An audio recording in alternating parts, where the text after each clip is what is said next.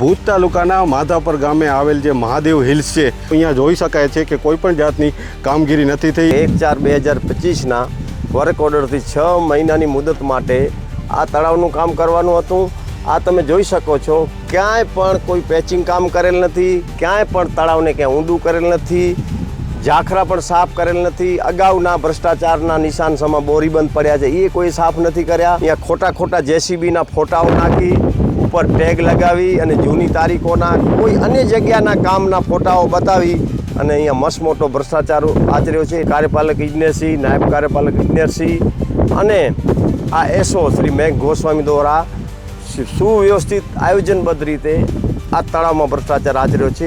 મેં મારી રીતે જ્યારે ચકાસણી કરી તો એટલું સ્પષ્ટ થાય છે કે અમુક આક્ષેપો જે છે એ તો સાવ પાયા વિહોણા છે।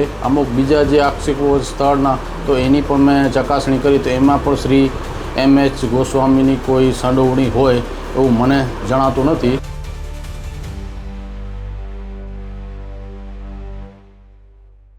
ભુજ તાલુકાના માધાપર ગામે આવેલ જે મહાદેવ હિલ્સ છે જ્યાં તળાવનું કામ એટલે કે જે ડીપનિંગનું કામ છે એટલે કે ઝારી ઝાંખરા દૂર કરી અને જળ સિંચાઈનું કામ છે તે સિંચાઈ વિભાગ દ્વારા કરવામાં આવે તેવું વર્ક ઓર્ડર, ટેન્ડર તેવી કામગીરી થતી હોય છે, પરંતુ અહીંયા જોઈ શકાય છે કે કોઈપણ જાતની કામગીરી નથી થઈ અને મસ્ત મોટા બિલો બનાવી અને ભ્રષ્ટાચાર આચરવામાં આવ્યો હોવાનું આક્ષેપ થઈ રહ્યા છે। આપણી સાથે સામાજિક કાર્યકર છે ધીરજભાઈ ગરવા જોડાયા છે, તેમને જ વાત કરશું। ધીરજભાઈ, ખાસ કરીને આ મહાદેવ હિલ્સ આવેલ છે જે તળાવ, એમાં કઈ રીતની કામગીરી કરવામાં આવી છે અને હાલ આક્ષેપ થઈ રહ્યા છે, શું છે બાબત? દેવાધિદેવ મહાદેવના નામથી જે આ તળાવ છે મહાદેવ હિલ્સ ને એની આજુબાજુમાં બહુ સજ્જન માણસો વસે છે। આ સજ્જન માણસોને પણ આ ભાજપના સરકારના અધિકારીઓ ચૂનો ચોપડી રહ્યા છે, કારણ કે 1/4/2025ના વર્ક ઓર્ડરથી 6 મહિનાની મુદત માટે આ તળાવનું કામ કરવાનું હતું। આ તમે જોઈ શકો છો, ક્યાંય પણ કોઈ પેચિંગ કામ કરેલ નથી, ક્યાંય પણ તળાવને ક્યાંય ઊંડું કરેલ નથી, ઝાખરા પણ સાફ કરેલ નથી। અગાઉના ભ્રષ્ટાચારના નિશાન સમા બોરીબંધ પડ્યા છે, એ કોઈ સાફ નથી કર્યા। અને જે આ ડિવિઝન છે ભુજ સબ ડિવિઝન પંચાયત સિંચાઈ પેટા વિભાગ દ્વારા ઉપર શ્રી કાર્યપાલક ઇજનેર ચૌધરી સાહેબ, નીચે હાલના નાયબ કાર્યપાલક ઇજનેર શ્રી શંગાર સાહેબ અને મેન મુખ્ય સૂત્રધાર જે આ મહેક ગોસ્વામી છે, જેમના બાપુજી જિલ્લા ભાજપ બક્ષપંચ મોરચાના પ્રમુખ છે, એટલે એમને એમ લાગે છે કે આ કોઈ ભ્રષ્ટાચાર અમને ઉજાગર કરશે નહીં। અહીંયા ખોટા ખોટા જેસીબીના ફોટાઓ નાખી ઉપર ટેગ લગાવી અને જૂની તારીખોના કોઈ અન્ય જગ્યાના કામના ફોટાઓ બતાવી અને અહીંયા મસ્ત મોટો ભ્રષ્ટાચાર આચર્યો છે। 10 લાખ જેટલી રકમ ખર્ચાઈ છે।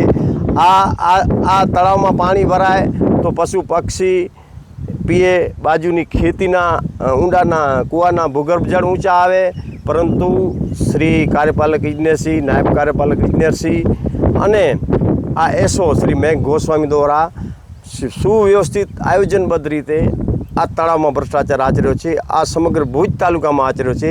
અમે આ પહેલું તળાવ આપશ્રીના માધ્યમથી કહીએ છીએ કે ખરેખર તમે લોકો ભ્રષ્ટાચારને ઉજાગર કરો। નવાઈની વાત એ છે કે અમે ફરિયાદ કરી છે નાયબ કાર્યપાલક ઇજનેર વિરુદ્ધ, એસઓ વિરુદ્ધ, પરંતુ અગાઉ નાયબ કાર્યપાલક ઇજનેર ગુણવત્તા પેટા નિયમન વિભાગના કાર્યપાલક નાયક કાર્યપાલક હતા, એટલે એણે પણ પોતે આ તળાવને સંતોષકારક કામગીરી દર્શાવી છે। હવે એની પાસે જો અમે તપાસની શું અપેક્ષા રાખીએ કે ખુદ કચ્છીમાં કહેવત છે કે માછલીનો ટોપલો હોય અને બિલાડાને બાજુમાં બેસાડીએ તો એ તો ખાઈ જ જવાનો છે, એટલે આવી પરિસ્થિતિ છે। એટલે અમે કહીએ છીએ કે આપના માધ્યમથી આ ભ્રષ્ટાચારને આપણી સમક્ષ રજૂ કરી રહ્યા છીએ। ખાસ કરીને ઉચ્ચ કક્ષાએ આપના દ્વારા રજૂઆત કરવામાં આવી છે, શું પ્રત્યુત્તર મળ્યું? ઉચ્ચ કક્ષાએ રજૂઆત કરવામાં આવી છે। હું ચૌધરી સાહેબને મળ્યો હતો કે ચૌધરી સાહેબ જે ક્વોલિટી કંટ્રોલના સાહેબ છે, જે આ તળાવનું કામ ચાલુ હતું ત્યારે નાયબ કાર્યપાલક ક્વોલિટી કંટ્રોલ બહુ મળી હતા, એ જ અત્યારે નાયબ કાર્યપાલક ઇજનેર છે, એણે તો સંતોષકારક ખોટા કામને સાચો કર્યો છે। તમે એની પાસે જે કરો છો એની શું અપેક્ષા રાખે? એટલે અમે સચિવ શ્રી જળ સંપત્તિ પેટા ગાંધીનગર વિભાગને, કુંવરજીભાઈ બાવળિયાને અને જરૂર પડશે તો વિજિલન્સને, એસીબીને બધાને લખી અને આવા લોકોને ખરેખર જેલના સરિયા પાછળ પુરાવા માટે પૂરા પ્રયત્નો કરશું। જે શંગાર સાહેબ છે એ આ બાબતને સમગ્ર પાયા શંગાર સાહેબ ખુદ કાર્યપાલક ઇજનેર કૃષિ ઓફિસમાં હતા, એમણે તો આ ખોટા કામને પોતે લેટર પેડને પોતાની સહીથી સ્વીકૃતિ આપી છે। હવે એ કામ ખોટું કામ થયું છે, એનો ભોપાળું ખોલ્યો છે, ત્યારે સંઘાર સાહેબ તો કેમ પોતાના ભોપાળાને પોતાનું ભોપાળું કહે. એટલે સંઘાર સાહેબ અત્યારે દ્વિધામાં છે, કારણ કે સંઘાર સાહેબની વિરુદ્ધ પણ અમે કાર્યવાહી કરવાની રજૂઆત કરી છે. ખાસ કરીને આ જે મહાદેવ હિલ્સ છે તમે જોઈ શકો છો, કેટલાય સમયથી અહીંયા કામગીરી ન થઈ હોય તેવું હાલ અહીંયાના દ્રશ્યો કહી રહ્યા છે. કારણ કે જે રીતના વર્ક ઓર્ડર હતું કે 10 લાખથી ઉપરનું કાંઈક અહીંયા જે તળાવનું સિંચાઈનું કામ કરવાનું થાય, એ કામ હજી થયું નથી. કારણ કે ખાલી માત્ર કાગળ ઉપર જ થયું છે.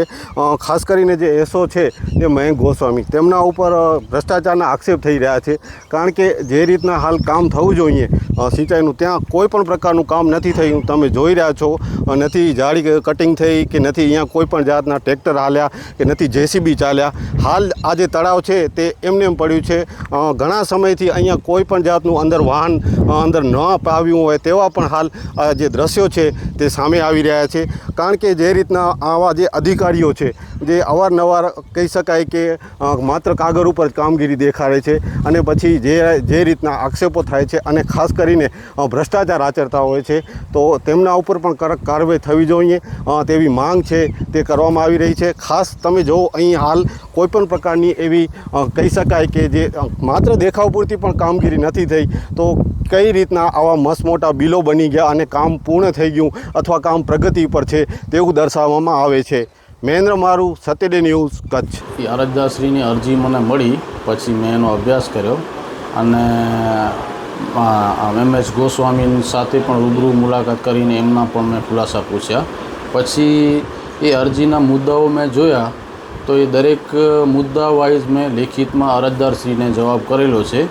જેમાંથી મેં મારી રીતે જ્યારે ચકાસણી કરી તો એટલું સ્પષ્ટ થાય છે કે અમુક આક્ષેપો જે છે એ તો સાવ પાયા વિહોણા છે. અમુક બીજા જે આક્ષેપો સ્થળના તો એની પણ મેં ચકાસણી કરી તો એમાં પણ શ્રી MS ગોસ્વામીની કોઈ સંડોવણી હોય એવું મને જણાતું નથી, જેનો મેં લેખિતમાં અરજદારશ્રીને જવાબ કરેલો છે.